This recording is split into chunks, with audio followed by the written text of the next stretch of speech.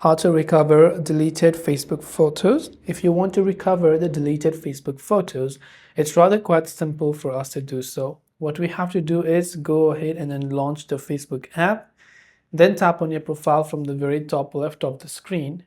Once you tap on the profile from the top left, this is the option that you'll be able to see. Now what you have to do from here is, in order to recover deleted Facebook photos or posts, maybe you deleted something and then you want to restore it, but so maybe you went ahead and then move to trash and then you select remove from Facebook, right? So what you have to do for that now is tap the three dots option. So from here you have to simply go to the option activity log. Under activity log, from the top you can find the option trash. So tap on the trash icon there. There you'll find all the Facebook photos or videos that you've deleted recently within the last 30 days, and you can choose to recover them if you'd like.